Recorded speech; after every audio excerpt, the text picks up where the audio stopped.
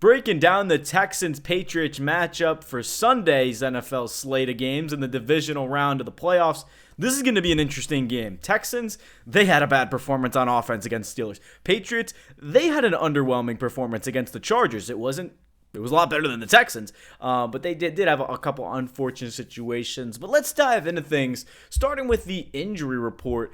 This is going to be a key for not just the Texans losing Nico Collins, but the Patriots don't really have any injuries. Harold Landry did not practice. We're listed as questionable. Most likely will play. But the big kind of question that I have is Nico Collins. And obviously that's going to be a big impact for C.J. Stroud and the Texans. But it looks like all of these guys are going to play. Nobody is doubtful to play. So Nico Collins, Justin Watson have been ruled out. Trent Brown is questionable with an ankle, and I would definitely be a little bit skeptical of who's playing right tackle if it is Blake Fisher. The Patriots do have a decent D-line, so it could be a weird night. And I have heard a lot of things about, do they bench C.J. Stroud, because you know what you can get in Davis Mills, you know what offense you can have, you know what can happen, but I don't think you can do that. C.J. Stroud did have a rough game. He looked really nervous at the Steelers, but when you're looking at the best chance to win, it's with C.J. Stroud. I know he fumbled the ball 100 times, but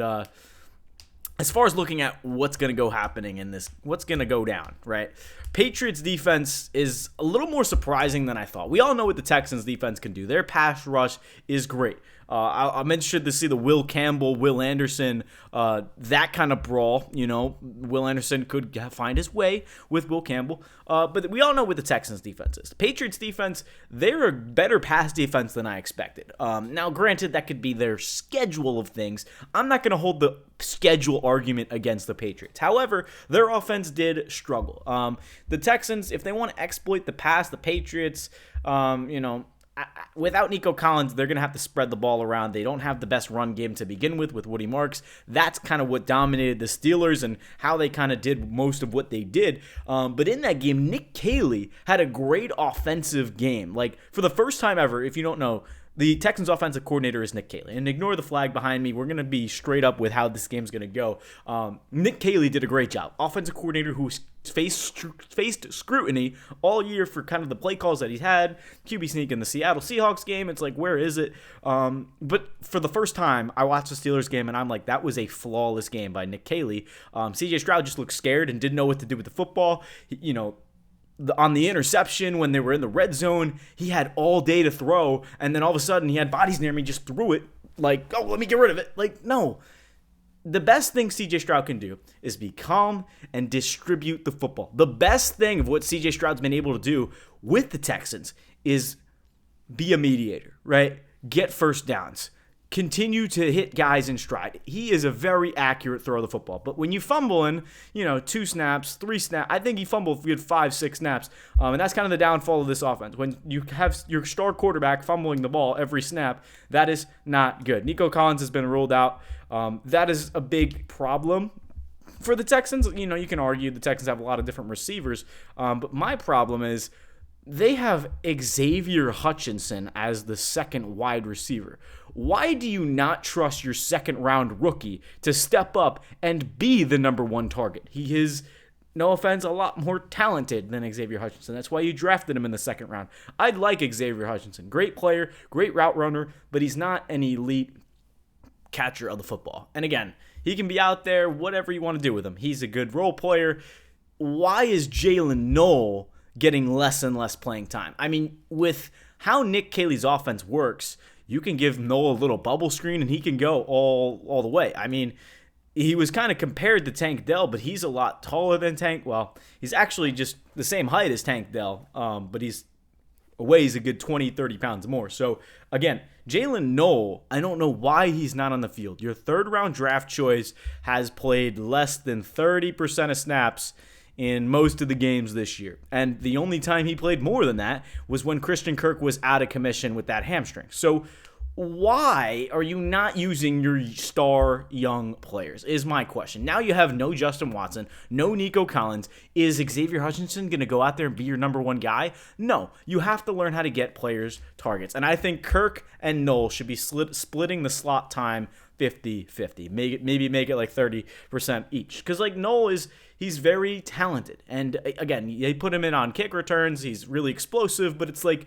in order for the Texans to win this game, I'm not going to say they need to play perfect football, but to beat New England, to beat Mike Vrabel, a coach that's been here before, who knows how to get it done. Again, very experienced player in the fact that he's had a lot of success in the postseason as a player, and just again which I guess we could call Mike Vrabel a player's coach. I mean, he is a very likable player. I mean, Drake May, the saga of him winning MVP most likely this season. I don't think it's been because of Mike Vrabel. But again, Vrabel's had a good hold in that defense. He's a great leader for the guys around him. Again, coach of the year most likely. For how this game's going to go down, I really think the Patriots have the edge here. They're at home. It's clear that C.J. Stroud cannot function under the pressure. And when you're looking at what do you do for this game, there's going to be a lot of question marks as to I don't even know what the plays are. Both the kickers are probably going to kick 2 field goals, but it's not great odds. You put them together, then it's probably decent. Stefon Diggs might tear up his old team. He had 120 yards the first time he played Buffalo. Texans are a decent pass defense.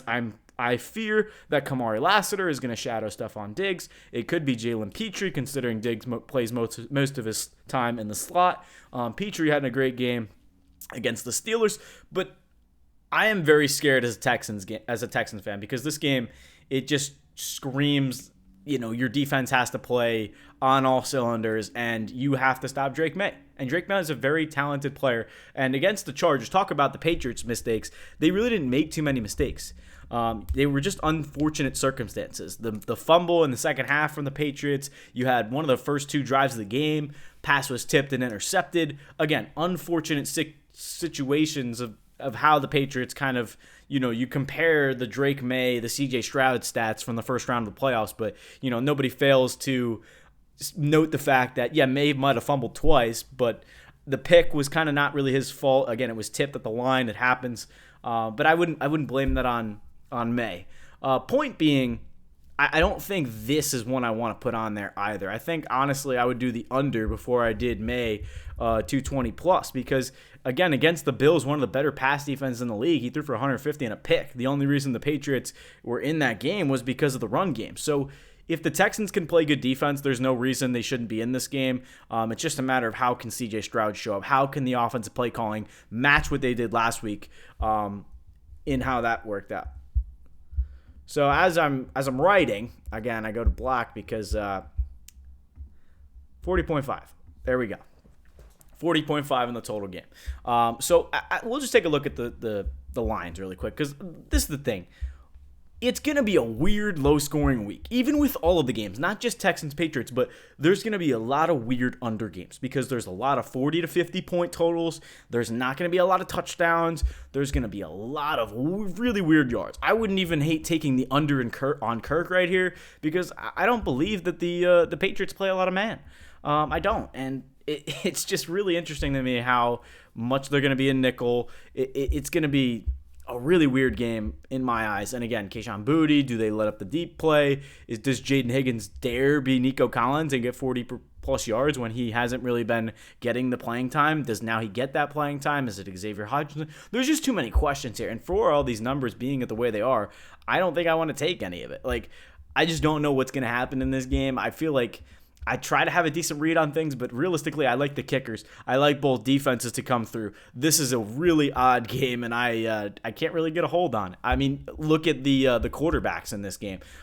Drake May, 220 plus. CJ Stroud, 220 plus. Both those quarterbacks can go under, and this could be like a 13-10 game. And that's why when you look at the fact that this is a 40-point spread or 40-point total, I'm a little bit like, that's really interesting. And again, Texans are decent value for money line, but again, I'm really skeptical on how this game is going to play out. So a lot of people, actually not as many people on the spread of the Texans as I thought. Over is obviously 27%. That's what I would expect. 4 touchdowns. They're all plus money because they should be. Ramondre Stevenson, plus 175. I think Diggs can be a sneaky one, plus 210. Hunter Henry got in last game. This might be a Diggs revenge game, and the Texans might lose 23-20, and it might barely go over. I'm not sure. But as for the 3 things I'd probably be the most confident in, it's the 2 kickers to kick 2 field goals. 3 is a stretch, but it is good odds. Fairbairn probably won't kick 3. I think he gets 2. Under 2.5, I would think about it, but it's probably bad odds. Borealis, I think he kicks 3 just because the Texans are going to be good defense in the red zone. If the Patriots kicked, 3-4 field goals against the Chargers in the red zone, how do you think the Texans defense is going to respond? That's a little bit more elite than the Chargers, in my personal opinion. So can Drake May beat the Texans defense, and can the Texans offense beat the Patriots defense? I know it's kind of self-explanatory to say, oh yeah, of course, well, you're going to win the game if you're going to beat the defense, obviously.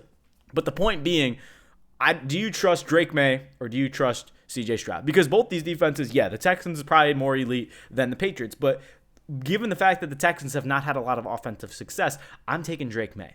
If you think the Texans offense is scoring more than 20 points, you're crazy. So, again, this is going to be a 20-14, 17. It's going to be a weird game. So, I kind of was all over the place. Apologies. Hopefully, everything kind of makes somewhat gradual sense. But, yeah, Stefon Diggs should be the main target. Again, the slot receiver is something the Texans have struggled with all season, just because there's a lot of quick hitting routes. Diggs is still a really good route runner. I fear that Petrie's not going to be able to keep up, or whoever decides to cover him, whether it's Kamari Lassiter, who did struggle in last week's performance against the Steelers.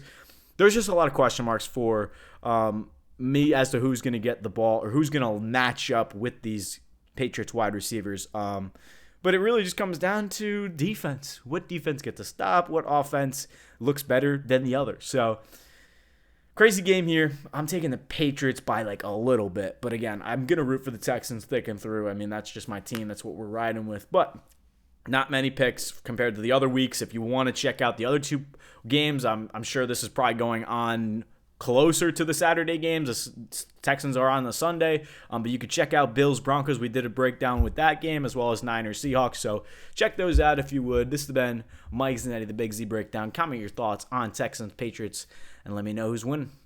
Peace out.